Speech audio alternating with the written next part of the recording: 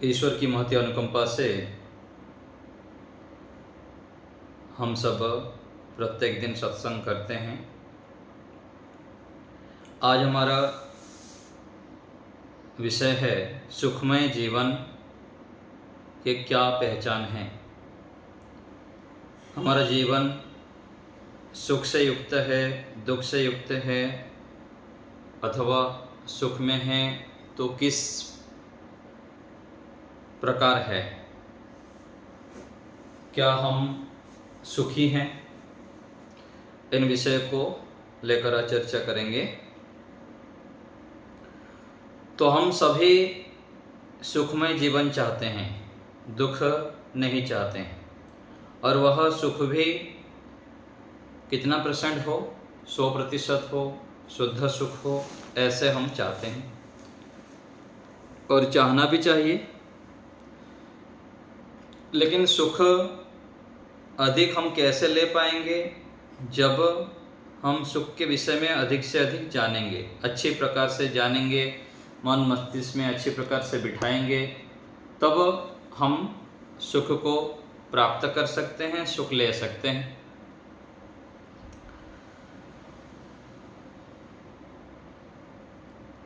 हमारी जो इच्छाएं हैं, प्रत्येक आत्माओं की इच्छा है हमें जो सुख मिले वह बिल्कुल ही टूटे ना, छूटे ना और स्थिर सुख मिले। तो सुखमय जीवन की पहचान जो है ना कर पाने के कारण हम दुख को, रोग को, अशांति को आदि को ग्रहण कर लेते हैं। तो सुखमय जीवन का पहचान क्या है? जहाँ पर रोग ना हो, अशांति ना हो, दुख ना हो, परतंत्रता ना हो, हम कुछ भी कर सकें, जहाँ भी हमारा मन हो जा सके, जो भी करना चाहे कर सके, हमको कोई रोके ना, टोके ना। ये क्या है? हम सामान्य रूप से जानते हैं कि सुख इसमें मिलता है और यही सुखमय जीवन का पहचान है। तो वास्तविकता लेकिन इतना नहीं है, इससे कुछ आगे है। एक भजन हम सुनते हैं ना, बिना आत्म ज्ञान के दुनिया में इंसान भटकते देखे हैं, आम बसर की तो बात ही क्या, जो सरदार हैं, जो राजा है, वो भटकते हुए देखें। जिस महफिल में देखा हूं उसको भटकते देखा, जहां भी देखो वो भटक रहे।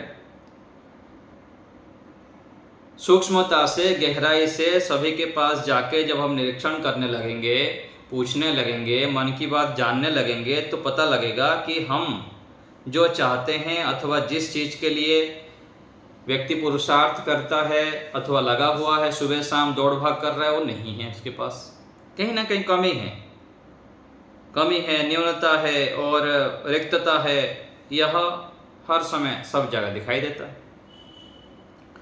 तो आत्मा और परमात्मा के ज्ञान के बिना हम सुखमय जीवन की कल्पना नहीं कर सकते हैं, स्थायी सुख को प्राप्त नहीं कर सकते हैं, जीवन को एक शिखर तक हम ले नहीं पाएंगे।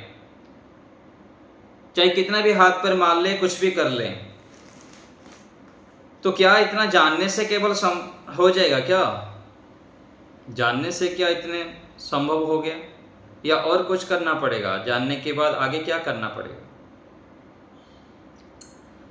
क्योंकि जानने के बाद जब हम क्रिया नहीं करते हैं, आत्मा परमात्मा की ओर बढ़ते नहीं हैं, उनकी प्राप्त नहीं कर पाते हैं अथवा ज्ञान में उपस्थित नहीं कर पाते हैं, दृढ़ता से बिठा नहीं पाते हैं, तो हम ना चाहते हुए भी संसार के व्यक्तियों को, वस्तुओं को प्रधानता देते हैं, उनके पीछे भागते हैं और उनसे ही सुख की आशा रखते हैं। और क्या करेंगे? क्या, हमको तो सुख चाहिए प्रत्येक आत्मा को। और यदि आत्मा परमात्मा के विषय में जानकारी नहीं है, जानकारी भी हो गया, कैसे प्राप्त करने हैं, आगे बढ़ते नहीं हैं, गति नहीं है, तो फिर कहाँ ढूंढेंगे सुख? संसार में ढूंढेंगे, और संसार में ढूंढ रहे हैं।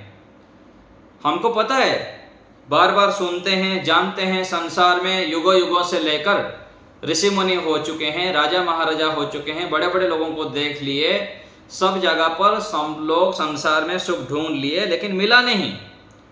और हम ढूंढ रहे हैं मिल जाए, कहीं से मिल जाए, पति से मिल जाए, पत्नी से मिल जाए, बच्चों से मिल जाए, गाड़ी में, बंगला में, घर में, अलग अलग चीज़ों में हम क्या ढूंढ रहे हैं? सुख ढूंढ रहे हैं। फिर थक जाते हैं। क्यों थक जाते हैं? क्योंकि मिलता नहीं जो चाह रहे हैं। जहां हमको सुख नहीं है, जहां पर, वहां हम ढूंढेंगे तो कहां मिलेगा? तुलनात्मक दृष्टि से देखेंगे ऋषियों के आधार पर तो संसार में सुख 20% है और 80% दुख है। और जहां पर 20% सुख है वहां पर हम 100% की आशा करके उसके पीछे दौड़ रहे हैं, भाग रहे हैं, तो कैसे मिलेगा बताइए? तो यह हमको मन में बिठाना है। एक श्लोक आता है, कुलस्यार्थे कुलस्यार्थे त्यजेत एकम ग्रामस्यार्थे कुलम त्यजेत ग्रामम जनपदस्य अर्थे आत्मार्थम पृथ्वीम त्यजेत। तो इस श्लोक में कहा गया कुल के लिए, कुटुंब के लिए यदि उनकी रक्षा की बात आई, उनको सुख देने की बात आई अथवा ऐसे कुछ प्रसंग आ, तो अपना स्वयं का जो स्वार्थ है उसको छोड़ देना चाहिए। यदि स्वयं के कुछ स्वार्थ को छोड़ने से हमारे जो है कुल का, हमारे परंपरा का, हमारे जो पीढ़ी आ रहा है वो यदि सुधरता है, कुछ अच्छा होता है, तो अपने स्वार्थ को छोड़ देना चाहिए। और यदि ग्राम के स्वार्थ की बात आ गई कि ग्राम की रक्षा हो, गांव की लाभ हो रहा हो, गांव में अधिक से अधिक लोगों के लिए कुछ उपकार होता हो, उसके लिए कुल की चिंता नहीं करनी, घर की चिंता नहीं करनी, घर को छोड़ के गांव की चिंता करनी, जिससे कि हमारे गांव आगे बढ़े, गांव की प्रतिष्ठा हो, गांव के अधिक से अधिक लोगों को लाभ हो। और उसके आगे कहा गया ग्रामम जनपदस्यर्थे, यदि गांव को छोड़ना पड़े पूरे जिला के सुख के लिए, कोई बड़ा कार्य होता हो जिससे कि गांव को आपको छोड़ना पड़ रहा है, तो भी गांव को छोड़ देना चाहिए, क्योंकि बहुत बड़े आप जिले का काम कर रहे हैं, बड़े स्तर पर लाभ होगा। ऐसे ही कहा गया आत्मार्थम पृथिवीम त्यजेत। यदि आत्म कल्याण की बात हो रही है, जीवन की सार्थकता हो रही है, तो आपको पृथ्वी के किसी का भी चिंता नहीं करनी है। बोल जाते हैं ना, माता की सेवा करना बहुत अच्छा है, पिता की सेवा करना बहुत अच्छा है, कि माता पिता की सेवा ही सब कुछ है। अच्छी बात है। किसके लिए है यो? किसके लिए है ये सामान्य जो घर परिवार में लोग हैं, जो परिवार में रहते हैं, उनके लिए है। यदि माता पिता को छोड़ के हजारों लाखों करोड़ों माता पिता के लिए हमको लाभ पहुंचाना हो रहा है, हम आगे बढ़ रहे हैं, तो माता पिता को, परिवार को छोड़ देना चाहिए, गांव को छोड़ देना चाहिए, जिले को छोड़ देना चाहिए, किसी को भी छोड़ना पड़े। छोड़ने में हमको कंजूस नहीं करना चाहिए, नहीं तो दुनिया को खुश करने के चक्कर में जिस कार्य के लिए परमात्मा भेजे हैं वहां पर आपकी कटौती हो जाएगी। और अंतिम फैसला कौन करेगा? कौन करेंगे अंतिम फैसला? माता करेंगे, पिता करेंगे, गुरु करेंगे, मित्र करेंगे, कौन करेंगे? पाई पाई का हिसाब होगा। आप कितने सेकंड, कितना मिनट क्या किए, कैसे करके अपने जीवन को चलाए आप, यह हिसाब अंत में परमात्मा के सामने होगा। ये ध्यान में रखते हुए कार्य करना चाहिए, ना कि दूसरे को खुश करने के लिए। ठीक है, हमको ज्ञान प्राप्त करना है, वेदों का ज्ञान करेंगे, तपस्या करेंगे, सत्य असत्य को जानेंगे। जानने के लिए अनुशासन में रहना चाहिए, मेहनत करना चाहिए। लेकिन जब आपको पता लगेगा कि यहां पर कोई स्वार्थ के कारण अथवा किसी भी कारण से हमारे कल्याण में बाधक बन रहे हैं, अथवा यहां रहकर मैं कम कल्याण कर पाऊंगा, घर में रह के मैं बाहर निकल के अधिक कल्याण कर पाऊंगा, अधिक लोगों को लाभ दे पाऊंगा। और अपने मुख्य होता है आत्म कल्याण। ईश्वर प्राप्ति के लिए, अपने क्लेशों को दग्धबीज करने के लिए हमको सोचना है मनुष्य जीवन किस लिए मिला है।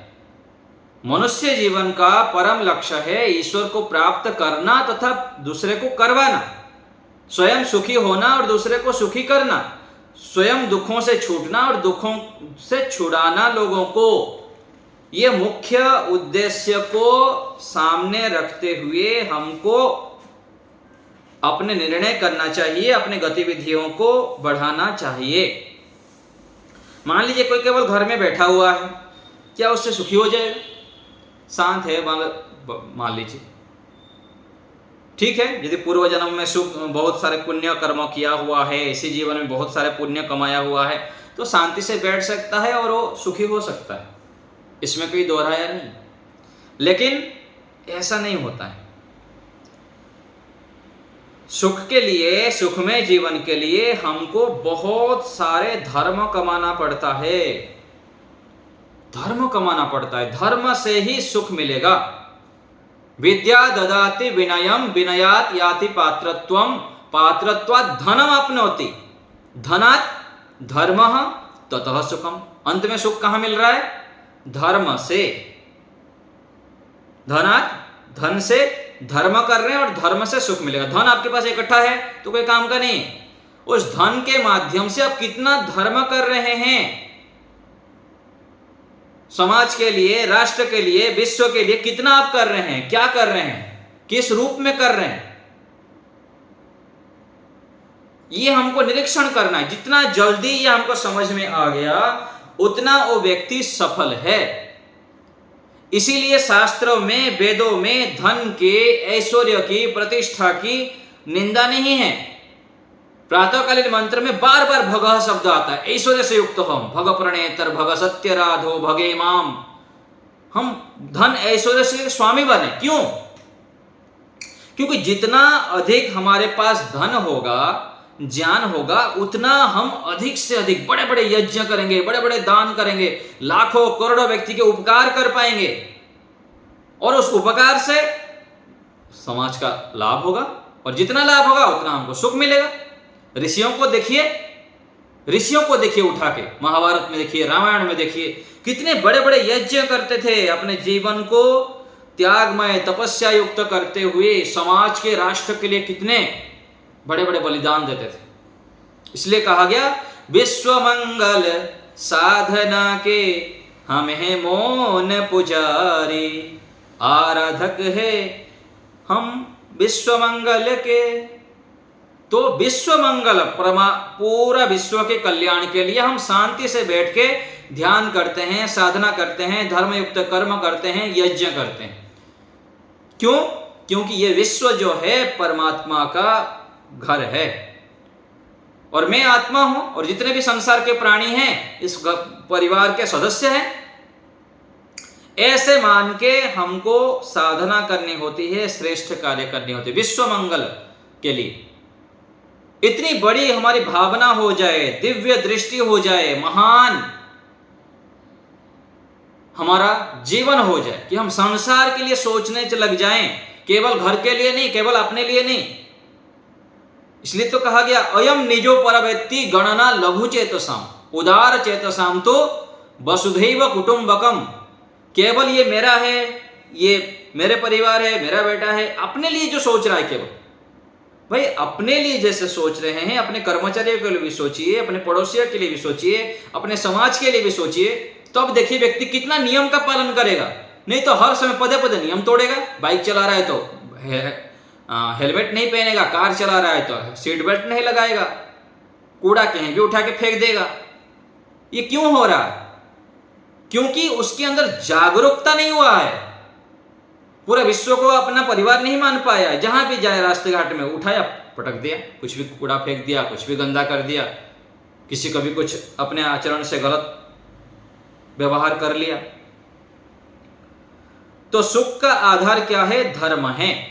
और जो जागा हुआ व्यक्ति है, ज्ञानी व्यक्ति है, वो कभी भी शांत नहीं बैठ सकता है।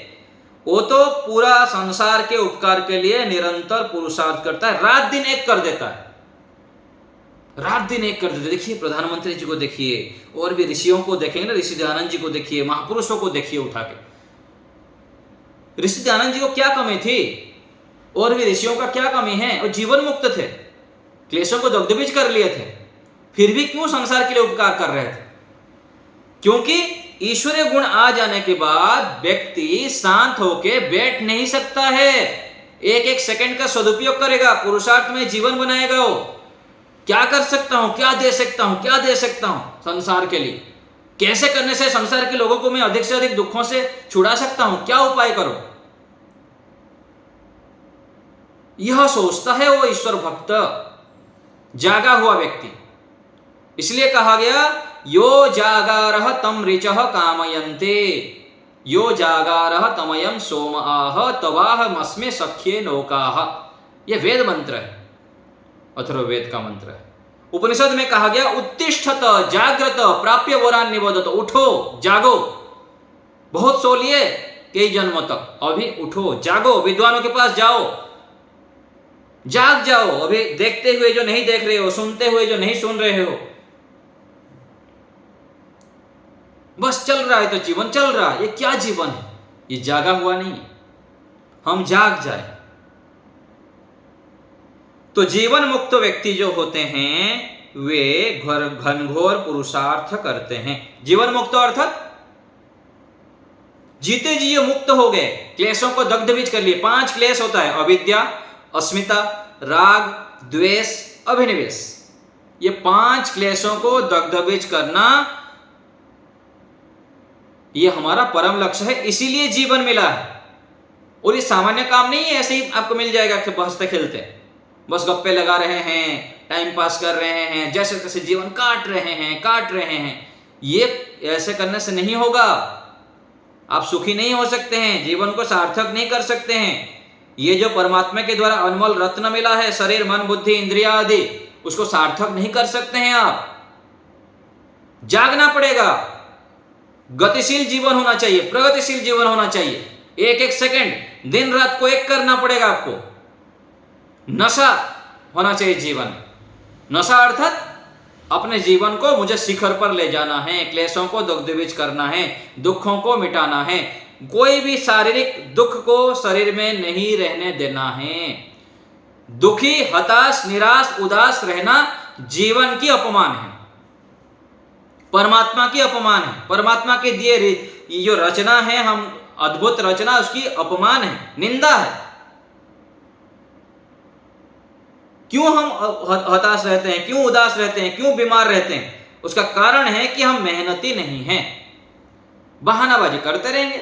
ये सीजन आ गया, ऐसा हो गया, वैसा हो गया, इसलिए बुखार हो गया, जुकाम हो गया, इधर गया था इसलिए ऐसा हो गया। अरे ऐसा नहीं है, आपने शरीर का ध्यान नहीं रखा, शरीर को नींबू की तरह निचोड़ा नहीं, संभाल के रखे। मेरा शरीर में कोई खरोच ना आ जाए, चेहरे में बढ़िया मालिश करते रहेंगे, बढ़िया बढ़िया ये लगा। अरे चेहरे में चमक ये फेस वॉश से नहीं आता है, अथवा इन सब चीजों से नहीं आएगा, ब्यूटी पार्लर जाने से।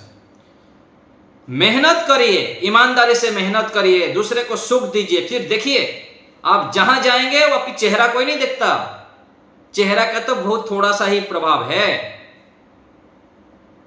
अपना कर्म, अपने आचरण, अपना चरित्र इतना ऊंचा हो, इतना दिव्य हो, हम परमात्मा के प्रिय बन जाएं। संसार के लोग तो हमारे आगे पीछे भागेंगे। अपने गुणों को क्यों इतना बढ़ा नहीं रहे हैं हम? क्यों इतना उत्कर्ष क्यों नहीं ले रहे हैं? क्यों दबे दबे जी रहे हैं? क्यों मरे मरे जी रहे हैं? तो हमें संकल्प लेना है कि मेरा जीवन को मुझे सामान्य रूप से नहीं रखना है, नहीं रखना है, मुझे बहुत मेहनत करना है। और मेहनत कर सकता हूं, क्यों नहीं? अरे लंगड़ा व्यक्ति देखिए चढ़ जाता है, पैर जिसका नहीं है कहां पर एवरेस्ट में चढ़ जाता है। अंधे व्यक्ति देखिए क्या क्या कर लेता है, हाथ नहीं है देखिए कैसे तीरंदाज करके मेडल ले लेते हैं। और हमारे पास सब कुछ है, फिर भी कमाल हो गया। तो हमें जीवन को सार्थक बनाना है। क्या आया मनुस्मृति में श्लोक क्या आता है? बुद्धिमान व्यक्ति क्या करते हैं?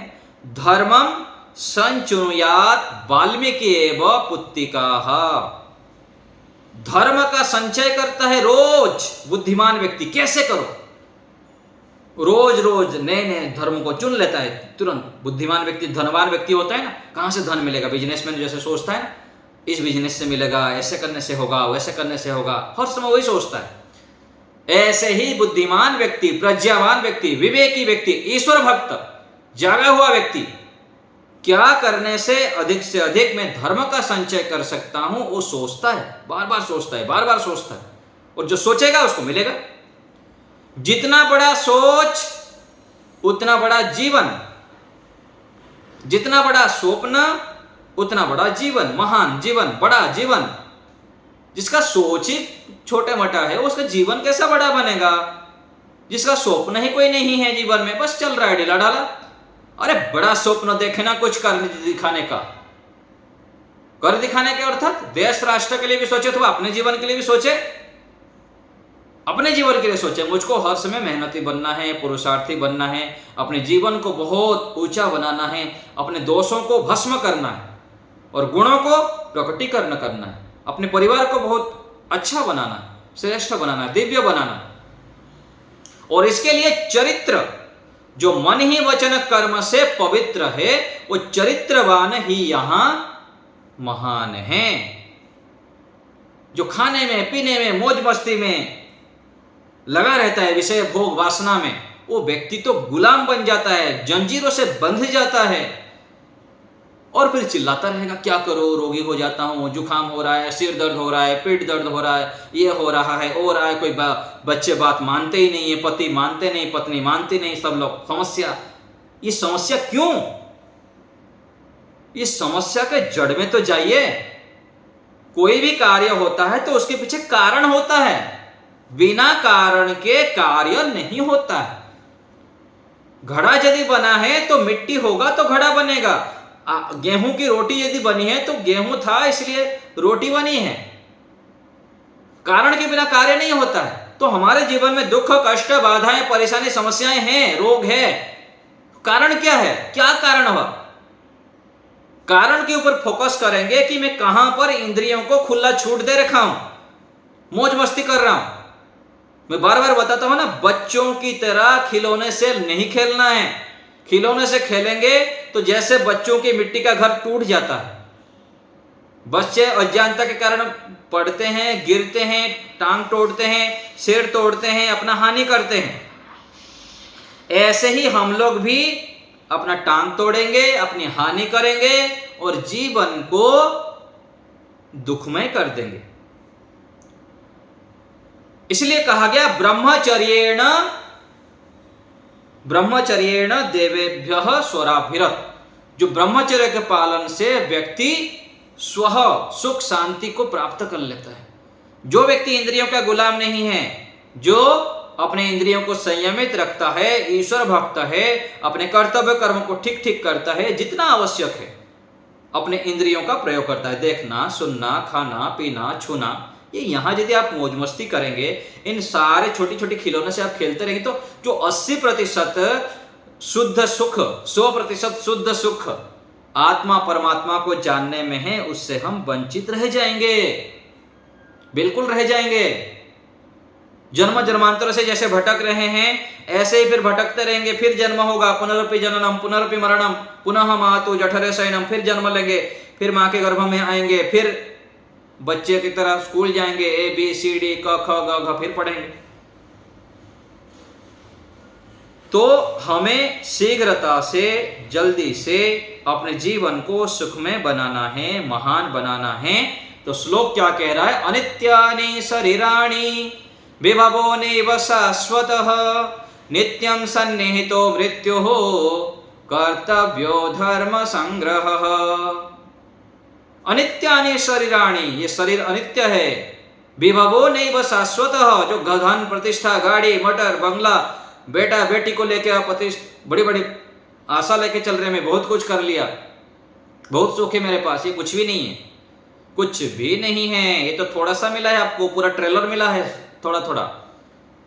अनंत सुख कहां पता है हमको? समाधि का सुख क्या होता है, ईश्वर की आनंद क्या है, एकाग्रता का सुख क्या है, वैराग्य का सुख क्या है, ऊर्ध्वरेता बनने का सुख क्या है, ये क्या पता हमको? पता नहीं है कुछ भी। इसलिए तो हम खिल रहे हैं यहाँ पर। ऐसा नहीं बनना है, बुद्धिमान बनना है, प्रज्ञावान बनना है, ऋतंभरा प्रज्ञा को उत्पन्न करना है। ऋतंभरा प्रज्ञा जब उत्पन्न होंगे तब सत्यम एव विभर्ति। अब हम तो संशय में युक्त है, क्या करना क्या नहीं करना। ये करो ये ना करो, अभी हम उलझते रहते हैं सब जगह पर। ऋतंभर प्रज्ञा की जब प्राप्ति हो जाएगा ना, फिर देखिए कैसे आप आनंद से मग्न हो जाएंगे, सुख में डूब जाएंगे, सुखी सुख मिलेगा, सुखी सुख मिलेगा। फिर गौण कार्य को छोड़ देंगे और मुख्य कार्य में लग जाएंगे। और बुद्धिमान व्यक्ति के लिए क्या कहा गया? मुख्य प्रधान अप्रधानयोः प्रधाने कार्य संप्रति ही।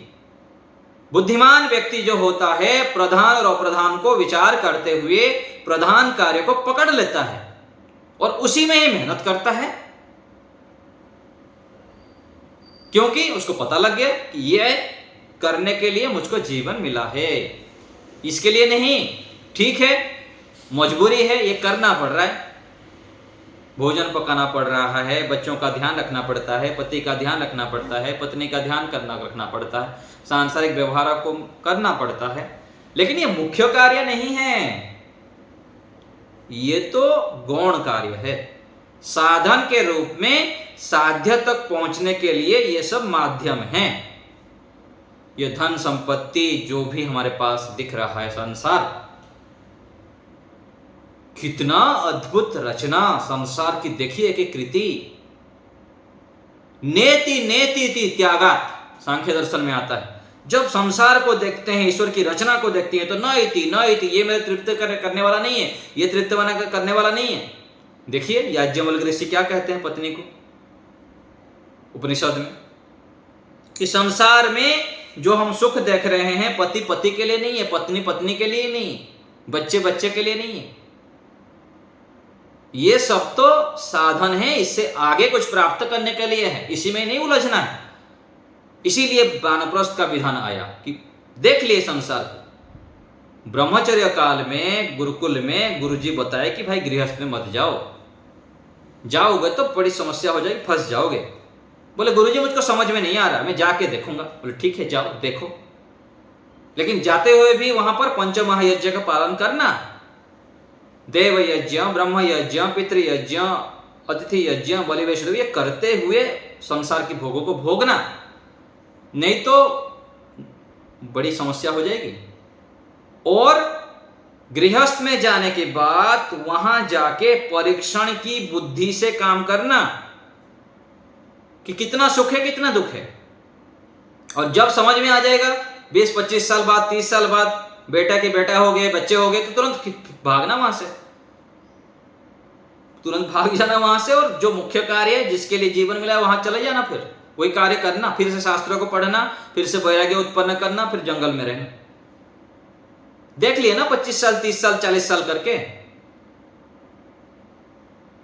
तो एक समय के बाद हमको फुल टाइम जब हमारा क्या होना चाहिए? ईश्वर ईश्वर ईश्वर,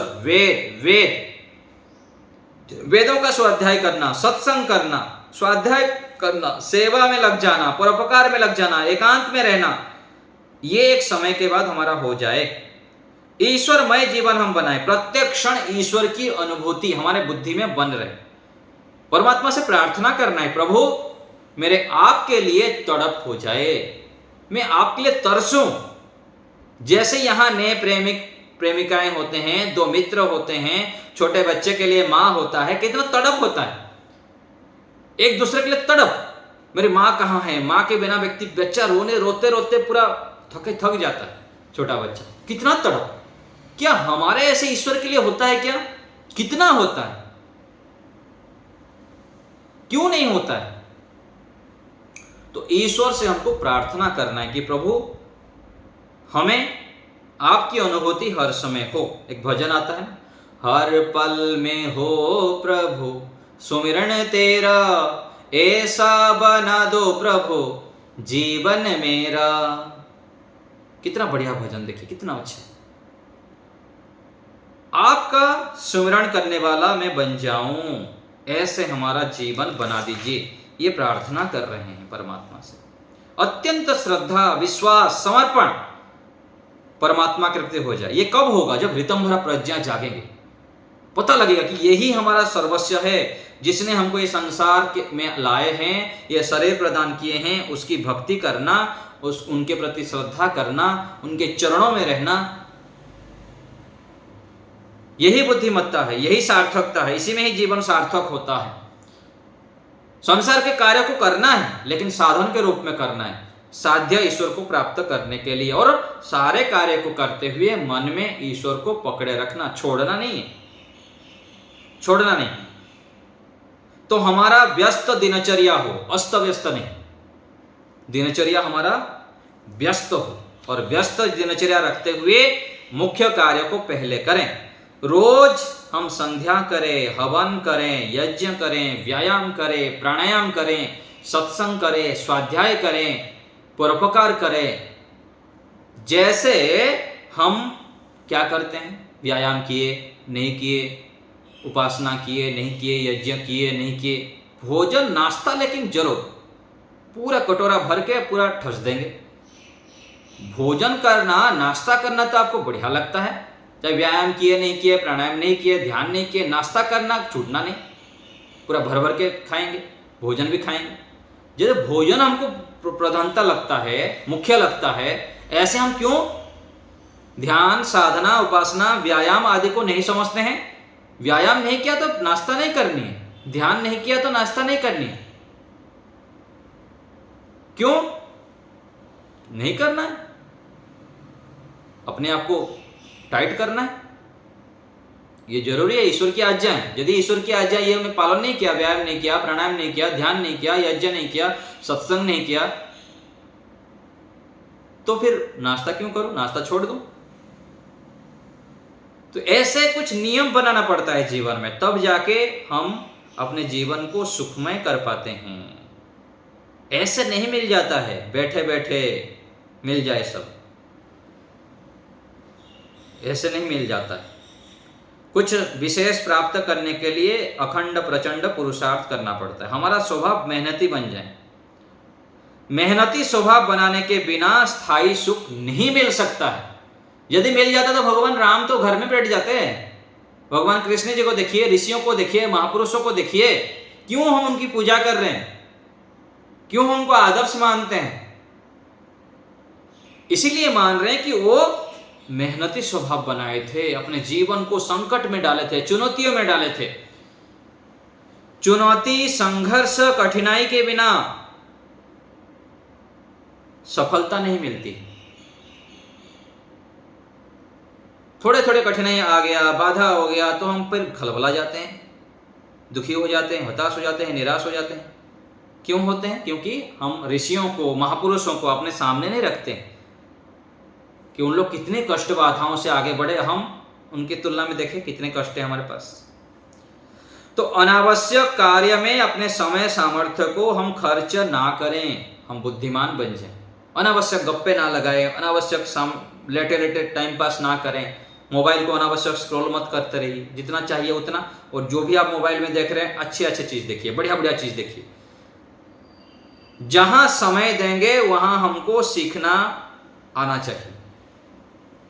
जहां पर समय देने से हमारा जीवन ऊपर ऊपर बढ़ता रहता है, शिखर की ओर जाता रहता है, उसी जगह पर समय देना है, अपने सामर्थ्य को खर्च करना, ऐसे नहीं गवाना है समय को। अच्छे अच्छे जगह पर समय लगाना है, तब जाके हम अपने क्लेशों को कमजोर कर पाएंगे, दग्धबीज कर पाएंगे। जो अविद्या आदि क्लेश है ना, तो राग में, द्वेष में, पदे पदे राग से युक्त हो जाएंगे। देखिए कितना राग है, घर में, परिवार में, व्यक्तियों में, वस्तुओं में, इतना राग, कुट कुट के राग।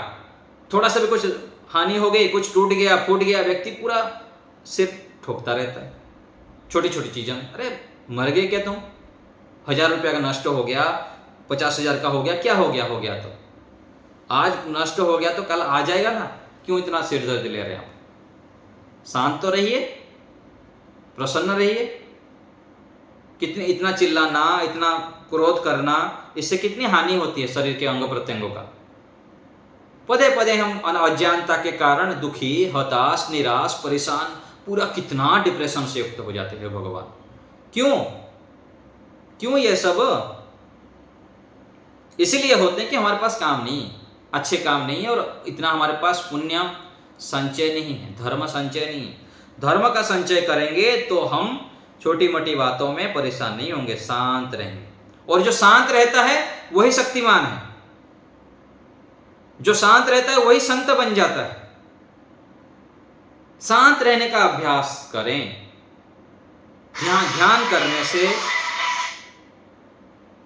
ध्यान करने से, उपासना करने से, सत्संग करने से, यज्ञ करने से, निरंतर पुरुषार्थी जीवन बनाने से हम शांत हो जाते हैं। हमारा चित्त एकाग्र होता है, मन शांत हो जाता है।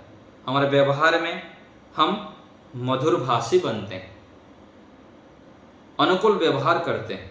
माता से, पिता से, गुरुजनों से अच्छे अच्छे व्यवहार करते हैं। हम किसके साथ क्या करना है फिर पता लगता है। नहीं तो हम सारे उपकारों को एक तरफ कर देते हैं, कृतज्ञ बन जाते हैं।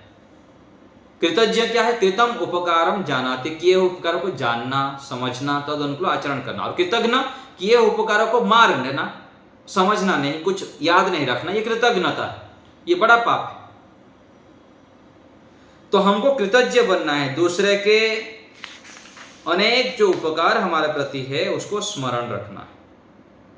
एक भजन आता है ना, उठ जाग बिसा फिर भोर भाई, अब रैन कहाँ जो तू सोवत है, जो जागत है सो पावत है, जो सोवत है वो खोवत है। जो जागता है वही पाता है, और जो सोता है क्या होगा? वो खो देगा।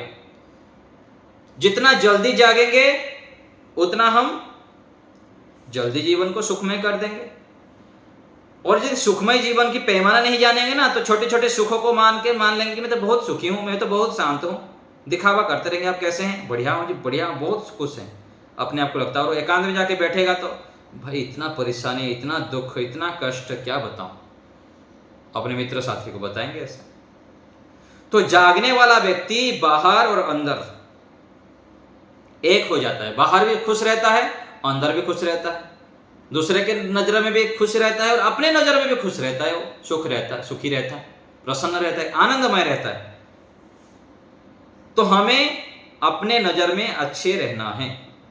इसके लिए मुख्य कार्य को करना है, महान कार्यों को करना है, अपना निरीक्षण करना है कि मैं किस जगह पर खड़ा हुआ हूं और मुझको कितनी पुरुषार्थ करने की आवश्यकता है। कहां कहां मैं आलस्य करता हूं, प्रमाद करता हूं, अनावश्यक समय का बर्बाद करता हूं। अपने आप का निरीक्षण करें। सांख्य दर्शन में आता है, अथ त्रिविध दुख अत्यंत निवृत्ति अत्यंत पुरुषार्थ।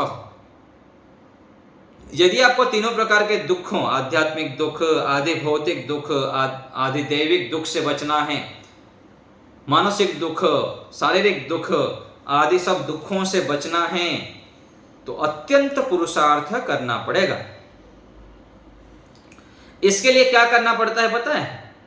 अपने संगति को बहुत अच्छा रखें। अपने फ्रीक्वेंसी अर्थात जैसे होता है ना, फ्रीक्वेंसी एयरटेल का है, जियो का है, टावर आता है ना, यहाँ से हमारे आसपास जोड़ता है ना करंट, तब तो फिर हमारे नेट चलता है और हमारे बातचीत हम कर पाते हैं। तो ऐसे ही अपने जो ओरा है, अपने फ्रीक्वेंसी है, उसको बहुत ऊंचा रखें। बड़े बड़े लोगों के साथ, ऋषियों के साथ, महापुरुषों के साथ अपने तार को, अपने चैनल को लगा के रखें। जैसे चैनल लगाएंगे, जैसे रिमोट लगाते हैं ना, रिमोट पकड़ के हम चैनल दबाते हैं, जैसे चैनल लगाते हैं उस प्रकार से ज्ञान विज्ञान आता है हमारे पास। तो हमारे चैनल को बहुत हाई लेवल पर रखें, अच्छे अच्छे चैनल के साथ जोड़ के रखें अपने। तब देखिए कैसे जीवन बदलता है, तब सोच बड़ा होगा, हमारा स्वप्न बड़ा होगा। दिन रात हम एक कर देंगे, फिर पुरुषार्थी स्वभाव बन जाएगा, नशा हो जाएगा, जुनून आएगा जीवन में। अभी तो जीवन में कहाँ जुनून है? कुछ जुनून है हमारे जीवन में देखा जाएगा तो कुछ नहीं है जुनून। कोई लाखों में कोई बिरले ही होते हैं, लाखों में कोई इक्का दुक्का व्यक्ति होते हैं जो जागे हुए रहते हैं, दिन रात एक हो जाते हैं, आगे से आगे काम काम काम, बढ़िया बढ़िया काम, कैसे कैसे अपना जीवन की शिखर की ओर ले जाऊं, दूसरे के जीवन को अच्छा करूं, हजारों लाखों करोड़ों व्यक्ति के जीवन में प्रकाश ले आऊं मैं। ऐसे हम जाग जाए, ईश्वर से मांगे, प्रार्थना करें कि प्रभु मेरा सोच बड़ा हो जाए, संकुचित सोच ना रखूं, मैं बहुत कुछ कर सकता हूं प्रभु, मुझे सामर्थ्य दीजिए, मैं अपने जीवन को बहुत ऊंचाई तक ले जाऊं। क्योंकि जैसे सोचोगे तुम वैसे बन जाओगे। सोचना शुरू करेंगे तो फिर एक्शन होगा, फिर मेहनत करेंगे आप। यदि पहले भी उदाहरण दिया हूं कई बार, आप इच्छा नहीं करेंगे तो पाकशाला में जाके कैसे बनाएंगे। आज आप सोच ले कि मेहमान आ रहे हैं, मुझको 10 प्रकार के आइटम बनाना है, तो उस 10 प्रकार के आइटम कितने देर में बनाऊंगा, कैसे करूंगा। फिर विचार में आया, बड़ा सोच किया आप कि नहीं केवल दाल चावल रोटी, इसमें नहीं कुछ एक्स्ट्रा बनाना है, मेहमान आ रहे हैं, तो आप फिर दिमाग लगाते हैं, फिर एक्शन लेते हैं। एक्शन खूब जब करते हैं बढ़िया, पूरा उस 2-3 घंटे आप खो जाते हैं उसमें। बताइए खोते हैं कि नहीं माताएं?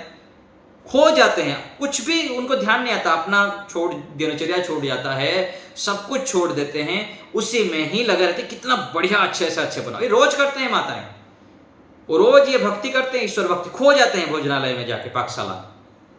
ऐसे खोना है अपने जीवन को शिखर पर ले जाने के लिए। तो ऐसे हमको जीवन को करना है, तपस्या के भट्टी में अपने आप को तपाना है, तब जाके जीवन सुखमय होता है, आनंदमय होता है, प्रसन्नता से युक्त होता है और शांति से युक्त हो जाते हैं, पूर्ण शांत। और जो व्यक्ति शांत रहेगा वो दूसरे को भी शांति दे सकता है। जो स्वयं अशांत है, भयभीत है, दुखी है, वो कहां देगा दूसरे को सुख। यही तो हो रहा है संसार में। पति पत्नी के पास जाकर कटोरी लेके भिक्षाम देही, दे दीजिए कुछ सुख। पति पत्नी को, पत्नी पति के पास, बच्चे माँ के पास, गुरु शिष्य के पास कटोरा लेके, भाई इससे सुख मिल जाएगा, इससे सुख मिल जाएगा। अरे मिलता है सुख, नहीं मिलता है नहीं है, मिलेगा, मिलता है।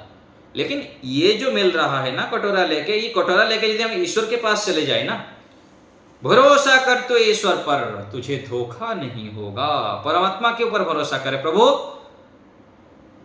मेरे आप में प्रीति हो जाए, मैं आपकी आज्ञाओं को अधिक से अधिक जान पाऊं, अपने बुद्धि को थोड़ा नीचे मानते हुए आपकी बुद्धि के हिसाब से मैं चलूं।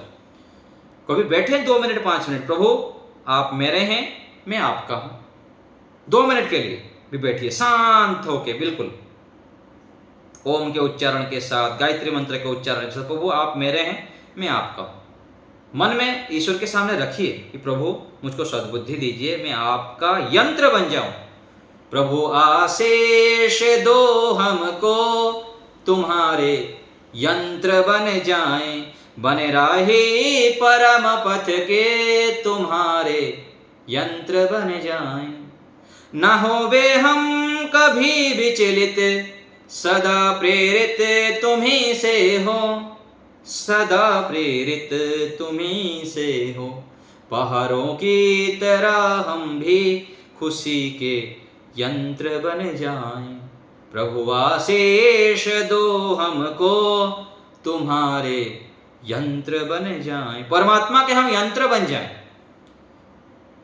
और वास्तव में ऐसे हो जाते हैं। जब आप आगे बढ़ेंगे ना, ईश्वर के प्रति भक्ति करते हैं, तो परमात्मा इतना ज्ञान देते हैं, इतना आनंद देते हैं, इतनी अच्छी अच्छी प्रेरणाएं देते हैं।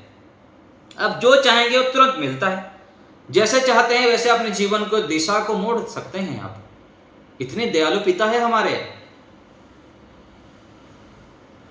तो हमको ईश्वर भक्त बनना है।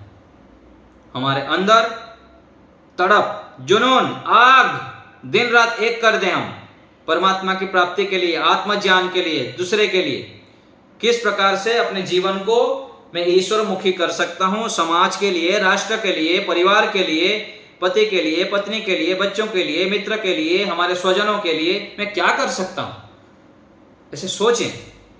और जब ऐसे सोचने लगते हैं फिर खूब मेहनत करिए, बैठना नहीं, खाली मेहनती स्वभाव बनाइए, लगे रहिए, स्वाध्याय करिए, सत्संग करिए, घर में साफ सफाई करिए, घर को हाइजेनिक करके रखिए, शरीर को हाइजेनिक करके रखिए, खूब जप करिए, गायत्री मंत्र का जप करें हजारों बार, लाखों बार, करोड़ों बार, ओम का जप करिए शांत में बैठते हुए। फिर देखिए कितना आप जाग जाएंगे। जागने की तरीका ये सब है। और यज्ञ करना भी शुरू करें। जो यज्ञ नहीं करते हैं, हर पूर्णिमा को यज्ञ करें, फिर अमावस्या को पूर्णिमा को करें, फिर रविवार को रविवार करें, फिर सप्ताह में 2 बार करें, फिर रोज एक दिन में 1 बार करें, फिर 2 समय करें मेरे तरह। सुबह भी करना है, शाम को करना है। घर में दीपक जलाया करिए अच्छे घी से। तो अच्छे अच्छे कार्य को बढ़ाइए। तब हम क्या बन जाएंगे? निरभिमानी। भगवान से प्रार्थना करते हैं भगवान से भजन में, हे दाता मुझे निरभिमानी बना दो, दारिद्र हर दो और ज्ञानी बना दो। परमात्मा से प्रार्थना करें, प्रभु मुझको निरभिमानी बना दो, मैं अभिमान से रहित हो जाऊं। ये अभिमान ही तो सारा दुख का जड़ है। मैं सारे लड़ाई झगड़ा क्यों? मैं किया, मेरे को की प्रशंसा नहीं किए, मेरे को सम्मान नहीं किए, मेरे को फुलवाना नहीं पहना है, इतना मैं किया, दिन भर लगा रहा, लेकिन कोई पूछा ही नहीं मेरे को। ये सब क्या है? कर लिया, नेकी कर दरिया में डाल, छोड़ो ना, क्या दिक्कत है? परमात्मा देंगे ना हमको ये सब। क्या देंगे? क्या देंगे इन लोग हमको, बताइए। तो निरभिमानी हम बन जाएं, ज्ञानी बन जाएं, परमात्मा से प्रार्थना करें। ईश्वर की स्तुति करने से क्या लाभ होता है? प्रार्थना करने से क्या लाभ होता है? तो ईश्वर की प्रार्थना करने से ईश्वर से निरभिमानिता आता है, स्तुति करने से ईश्वर में प्रीति होता है, और उपासना करने से पहाड़ के समान दुख आने पर भी साधक घबराता नहीं है। क्या अब ईश्वर भक्ति करने से, हम यदि ईश्वर भक्ति करेंगे, धर्म कार्य करेंगे, दुख नहीं आएगा क्या? आएगा दुख, बड़ा बड़ा दुख आएंगे, बड़े रूप में आएंगे, लेकिन उस दुख को सहन करने का सामर्थ्य आ जाता है साधक के अंदर। इसलिए परमात्मा से नहीं प्रार्थना करें जब परमात्मा दुख ना आए। दुख तो आएगा, संसार में आ गए तो अपने गलती से, दूसरे की गलती से, और बाढ़, भूकंप आदि आदि के कारण दुख आएंगे। लेकिन जितना आप ज्ञानवान होते जाएंगे, रितंबरा प्रज्ञा से युक्त हो जाएंगे, सत्संग करेंगे, स्वाध्याय करेंगे, पुण्यात्मा करेंगे, तो आपके बुद्धि उतना सूक्ष्म हो जाएगा, तीक्ष्ण हो जाएगा कि आप अधिक से अधिक दुखों को टाल सकते हैं। दुख आपके पास आएगा नहीं और कम दुख आएंगे, ये लाभ होता है। और जो दुख आएंगे, चाहे आ भी गया कभी कभी बड़े दुख, तो तुरंत चले जाएंगे, आएगा चला जाएगा, क्योंकि आपके पास बुद्धि है, उसको दूर करने का टेक्निक आपके पास आ जाएगा। तुरंत आप ले लेंगे, ईश्वर से आइडिया ले लेंगे, प्रभु क्या करूं इस अवस्था में। तो वेदों को हम पढ़ें, वेद का स्वाध्याय करें, हमारे घर में वेद, दर्शन, उपनिषद आदि बढ़िया बढ़िया ग्रंथ हो, बहुत सारे सत्संग सुने, हम दिन में 3-4 घंटा 5 घंटा अच्छे अच्छे सत्संग सुने, डायरी लेकर लिखें, लिखने का भी आदत डाले। आपको मैं बताया हूं, जीवन नश्वर है, मैं कौन हूं, कहां से आया हूं, मैं शरीर से पृथक आत्मा हूं, इसके ऊपर बार बार विचार करते रहे। मैं शरीर से पृथक आत्मा हूं, मैं ये शरीर नहीं हूं। जीवन मिला है इस जीवन मरण से आगे बढ़ने के लिए, इसके विषय में बार बार विचार करें। शरीर नश्वर है, क्षणभंगुर है, इसलिए जल्दी जल्दी मेहनत करते हुए मैं नित्य सुख को प्राप्त करूं। एक भजन आता है, जीवन के दिन 4 पंछी उड़ जाना, कर ले यतन 1000 पंछी उड़ जाना, जीवन के दिन 4 पंछी उड़ जाना। देखिए, तो क्या करना है? ऐसी करनी कर चलो, मिट जाए आना जाना, पंछी रे देश बेगाना, पंछी रे देश बेगाना। देखिए, कभी सुनिएगा आप लोग इसको पूरा। ऐसे काम करें कि जिससे आना जाना मिट जाए, मोक्ष को हम प्राप्त कर ले, लंबे समय तक ईश्वर के सानिध्य में हम रहें। तो हमें बहुत आगे बढ़ना है, सबको आगे बढ़ना है, हमारे स्वयं को, परिवार को, समाज को, राष्ट्र को हमें बहुत आगे ले जाना है। और कैसे होगा? ये होगा नशा, जुनून, मेहनती स्वभाव बनाएं, मेहनत मेहनत मेहनत। आज सभी दुख कष्ट बाधाओं का कारण क्या है? व्यक्ति आलसी, प्रमादी, गप्पे लगा रहते अनावश्यक। काम करें, काम करने से कामयाबी आएगी। खूब व्यायाम करें, खूब प्राणायाम करें, खूब यज्ञ करें, खूब दान करें, खूब परोपकार करें, दूसरे के लिए जिए। भगवान मेरा जीवन संसार के लिए हो, यह जिंदगी हो लेकिन उपकार के लिए हो, ऐसे हमारा जीवन बन जाए। तो हमको आत्म कल्याण करना है, सुखमय जीवन करना है। यही सब सुखमय जीवन का पहचान है। कैसे करेंगे पहचान? हमारा हर समय ईश्वर में रुचि हो, धर्म में रुचि हो, परोपकार में रुचि हो, मेहनती स्वभाव है यदि हमारा, स्वस्थ हैं हम, समृद्धशाली हैं, बड़े बड़े अच्छे अच्छे कार्य करते हैं, तो ये सुख की पहचान है। ये सुख की पहचान है।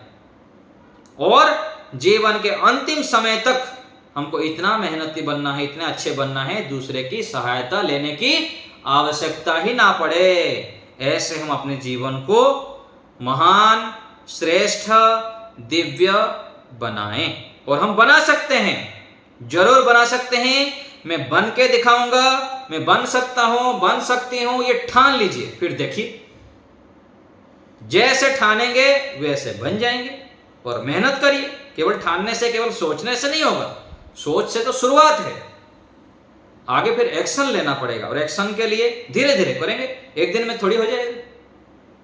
नहीं हो रहा है, नहीं, अरे नहीं होगा, कोई बात नहीं, नहीं हो रहा है तो आप धीरे धीरे बढ़ाइए, एक एक स्टेप बढ़िए, धीरे धीरे, आराम आराम से, आराम आराम से।